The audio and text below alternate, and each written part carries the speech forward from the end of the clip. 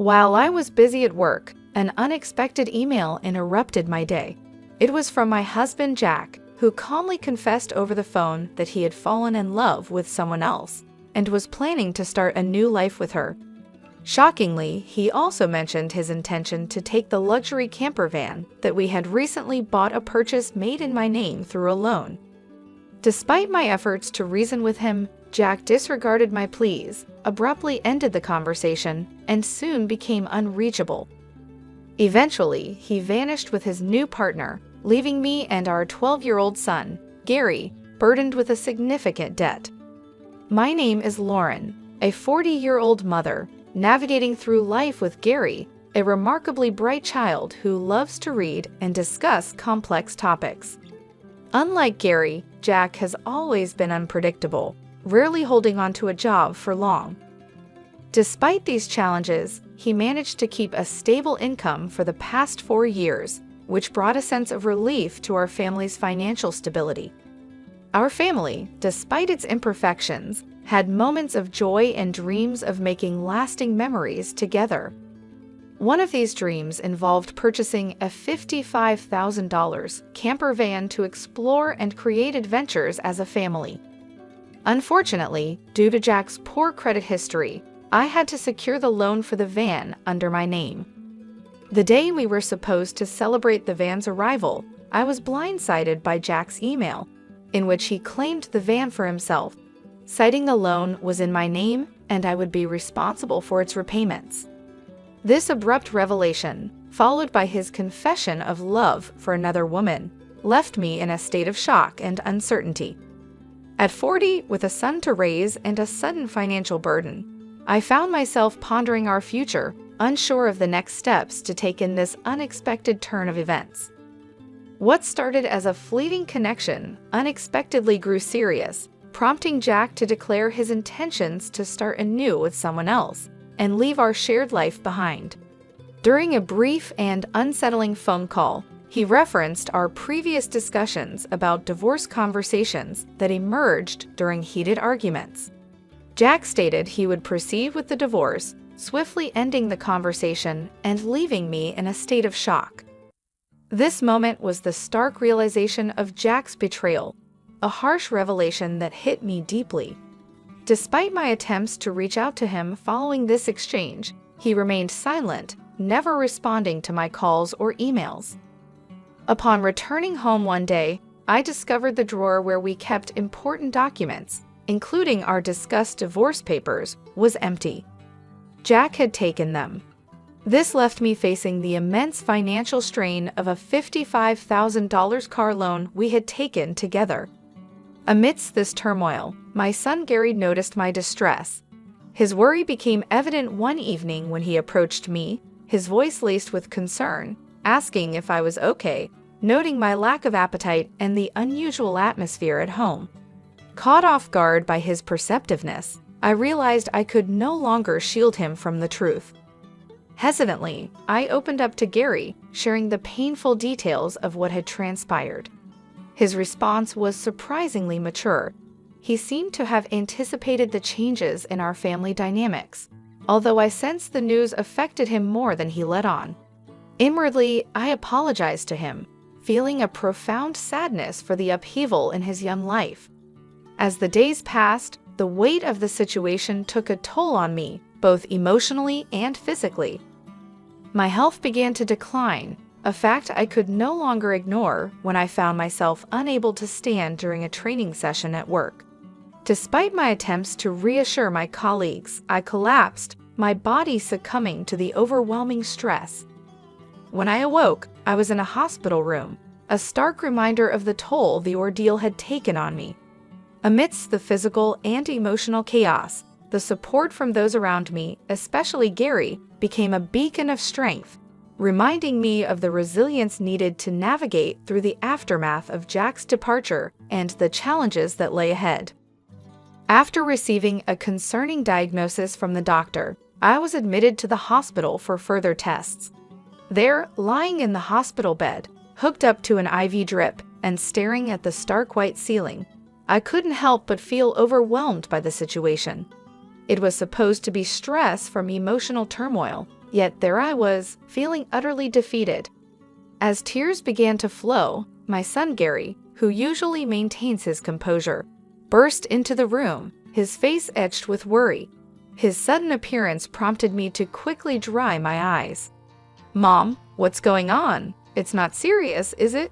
You're not going to leave me, are you?" he asked, his voice laced with fear. "Of course not, sweetheart. I could never leave you," I reassured him, attempting to mask my own fears. Gary explained how he had been notified by his school teacher about my hospitalization, how shocked and scared he had been. Despite his maturity, he was still just a 12-year-old boy, a realization that steeled my resolve to recover. However, my health situation was more grave than I initially thought. Diagnosed with a serious illness, the doctor recommended immediate surgery. Following the doctor's advice, I underwent the procedure, and a month passed before I was discharged, a month since Jack had left us. Upon returning home, I found a demand letter for the car loan payment in the mailbox, a payment that should have been automatically deducted from my account. In a panic, I checked our finances, only to discover that our account, which previously held $30,000, was now almost empty, with just $55.90 remaining. It was clear to me Jack was responsible. The urge to confront him and demand the money back surged through me, but he was unreachable, and without the camper van he took, selling it to recover the funds wasn't an option. The realization that Jack had not only taken the van, but also drained our savings hit me hard. Physically weakened and financially devastated, I felt utterly helpless. Gary, sensing my despair, offered a comforting touch, his hand on my forehead. "You look pale, Mom. Are you okay?" His innocence and concern were touching, yet it pained me to admit the reality. "Physically, I might be fine, Gary, but your father took more than just the car, he took all our savings too. I can't work right now because of my health, and we're out of money. I just don't know what we're going to do," I confessed, the weight of our predicament pressing down on me. Despite the challenges, Gary's unwavering support provided a glimmer of hope. Together, we faced an uncertain future, but his resilience reminded me of the strength we shared as a family, even in the darkest of times. Motivated by my son's determination, I found myself pulling away from the grip of despair. "I see, then I'll find some work too," I declared, bolstered by my 12-year-old son's resolve to contribute by delivering newspapers and looking for work online. It wasn't the time to feel defeated. "Sorry for worrying you, Gary. I can't let myself be weakened by this. I'll shift my mindset and do everything in our power," I said, offering him a reassuring smile. Gary's smile mirrored mine, and then he proposed something wholly unexpected. "Let's figure out a way to get the camper van back from Dad." "How can we do that?" he asked with a spark of resolve in his eyes. "Yes, the camper van is registered in my name, but what can we do about that?" I pondered aloud, intrigued by his line of thinking. Gary then shared an idea so innovative it took me by surprise, an idea I hadn't considered. Despite not knowing Jack's whereabouts, Gary suggested we use technology at our fingertips. Recalling a family hiking trip where we had felt lost, we had bought Gary a kid's cell phone equipped with a GPS app accessible by both Jack and me. With this app, Gary believed we could track Jack's location in real time, a thought that hadn't crossed my mind. But what if we confront him and he manages to evade us again? I questioned, skeptical of our chances in such a scenario. "Don't worry, I've taken some precautions," Gary said, his smile widening with confidence. I was astonished by his foresight. While I was hospitalized, Gary had independently set a plan in motion, uncovering information about Jack's mistress and plotting our next steps with a maturity far beyond his years. "All right, let's show Dad the consequences of his betrayal," I agreed, feeling a newfound strength with Gary by my side. Together, we prepared to face Jack, my son's intelligence and bravery filling me with pride. With Gary by my side, I feel invincible. Let's do this, I thought to myself, ready for whatever lay ahead. 2 days later, my phone rang. It was Jack, sounding desperate. "Ah, it's me. I need your help. The police are questioning me about you, and they might ask me to come to the station voluntarily. Please help me," he pleaded. "Oh, is that so? Just wait a moment," I replied, maintaining my composure. Gary and I quickly headed to the location provided, a forest park near our house known for camping. There we found Jack being interrogated by the police beside his car, his expression a mix of confusion and dismay. The tables had turned. With careful planning and the element of surprise on our side, we were ready to face Jack and reclaim what was rightfully ours, standing united and stronger than ever. I took a deep breath and requested some privacy from the police, suggesting that Jack and I needed a moment to discuss matters privately. With an air of discomfort, heightened by the watchful eyes of bystanders, Jack hastily ushered Gary and me into the car.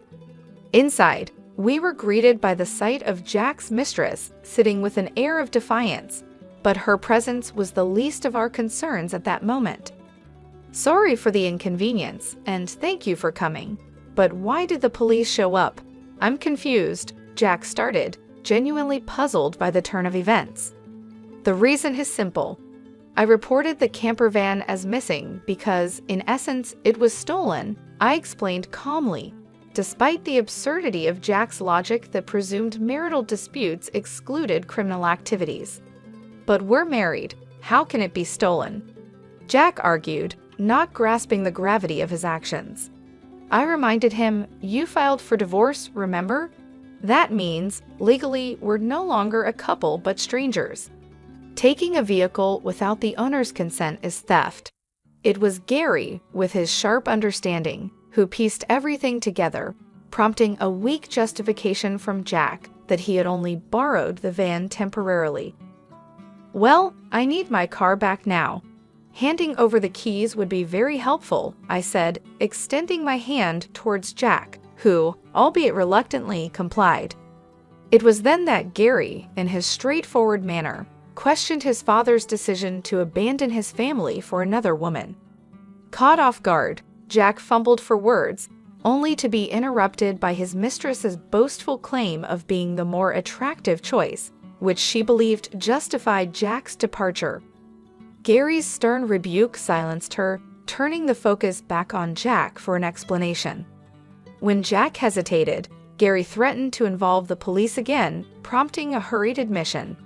Jack revealed that Martha, the other woman, had joined his company 5 months prior, and their affair began shortly after.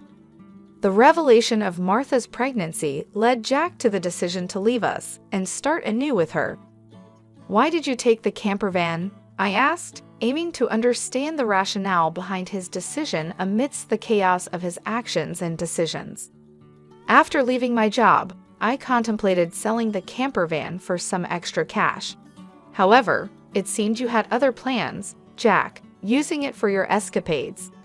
I figured it was too hasty to sell it immediately, so we took it for a trip instead." "But how did you keep track of all this?" Jack asked, puzzled. I reminded him of the little safeguard we put in place after Gary's fox misadventure during a family hike. "Remember, we bought Gary a child's phone and installed a GPS tracking app. You seem to have forgotten we installed the same app on your phone. So I've been aware of your whereabouts all along." To my surprise, Gary later confessed he had orchestrated getting lost on that hike as a ploy to secure a phone for himself, a revelation that highlighted his cunning and foresight. I had my suspicions about Dad, so I devised this plan to keep an eye on him, Gary admitted, showcasing his adeptness at strategy. "You're quite the formidable child, Gary. I strive never to be the kind of adult who betrays those who matter." Without a second thought, Jack said, a trace of realization in his tone. Confronted by the blunt truth from his son, Jack appeared defeated, a stark contrast to the empowered feeling Gary's assertiveness and maturity instilled in me. As a mother, this bolstered my resolve to ensure everything was settled justly. And about the $30,000 you took from our account. I pressed on. That money needs to be returned immediately. It was our family's savings. Jack protested, but we were married. I don't have to give it back. That's where you're wrong. The money was mine, saved painstakingly from before we were even together. Your history of quitting jobs never really contributed to our savings, did it? I countered, dismayed yet vindicated to learn how the money was frivolously wasted by Jack and his mistress. It was a moment that cemented my relief over our impending divorce. So this is how it stands. If you appropriated the van and my savings for your use, that's a criminal offense. I informed him, ready to address the matter legally if necessary. Jack, trying to dismiss the severity, retorted, I've already sent the police away. It's not their concern anymore, right?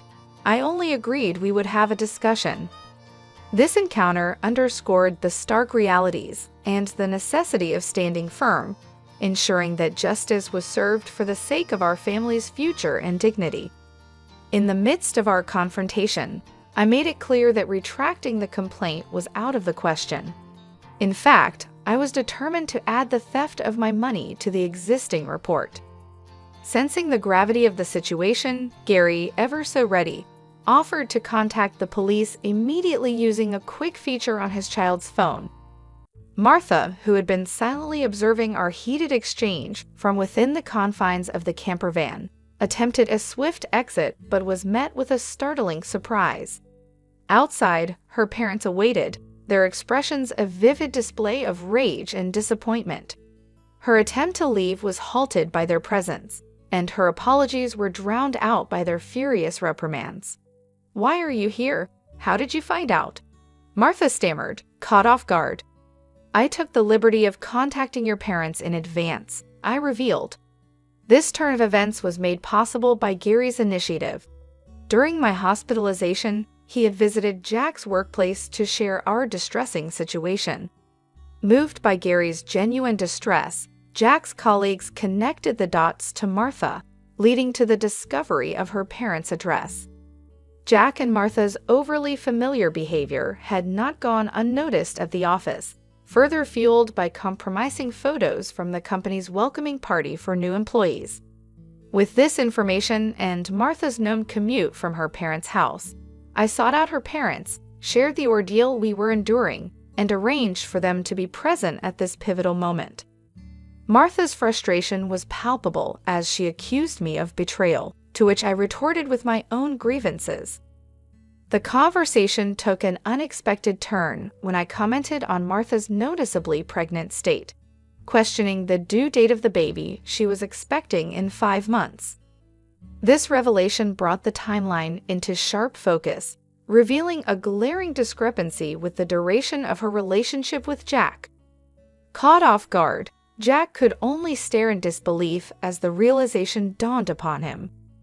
The child Martha was carrying could not possibly be his, given the timeline of their affair. This revelation exposed not just the infidelity, but also the deception Martha had orchestrated. Caught in her web of lies, Martha's facade crumbled as she nearly confessed to her deceit. Jack, now faced with the truth, was forced to confront the consequences of his actions, and the reality that the life he thought he was building on a foundation of lies was crumbling before his eyes. Caught in the midst of deception, Jack's frustration boiled over as he accused Martha of ruining his life with her lies. "You're so gullible, not seeing through the lies at all. A real fool," he exclaimed as their argument spiraled into an ugly exchange. Amidst their quarrel, we reached out to the police to update them on the unfolding drama. As night fell, the forest park was illuminated by the eerie glow of police car lights, setting a dramatic scene for the conclusion of this ordeal. In a moment of desperation, Jack pleaded for forgiveness, acknowledging his wrongdoings and vowing never to stray again.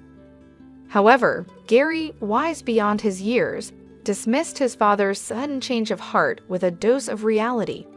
People don't change overnight, especially not someone as unreliable as you. Echoing Gary's sentiment, I made it clear to Jack that I could not trust his hollow promises. It's time for you to face the consequences of your actions at the police station. As for the money, worry about repaying it after you've served your time, I told him, firm in my resolve. Jack worried about his ability to repay the stolen funds if incarcerated, but I assured him that arrangements would be made. Once you're out, you'll work off your debt, including the $30,000 you took and child support for Gary. We'll calculate the total amount out, I explained, already having a plan in place for his employment and repayment. Turning to Martha, I reminded her of her role in this debacle. You might consider yourself merely a bystander, but you're complicit in Jack's actions. Be ready to face the consequences. Her plea for help from her parents was met with rejection. They could not support a daughter who brought trouble upon others. Eventually, Jack and Martha were taken into custody, a testament to Gary's strategic thinking. Although they were released from detention shortly thereafter, they were confronted with a substantial financial obligation to me, arranged through legal channels. I successfully claimed $30,000 in damages and secured a child support agreement from Jack amounting to $800 monthly for Gary. Furthermore, I facilitated Jack's employment at a subcontracting factory associated with my workplace, ensuring his debts to us would be deducted directly from his earnings. With the camper van sold and the loan settled, my health saw a significant improvement, rejuvenating my energy and dedication to my work. Gary, too, took on more responsibilities around the house, embodying resilience and perseverance. Together, we look forward to moving ahead, stronger and more united than ever, ensuring Gary has every opportunity to follow his dreams without hindrance.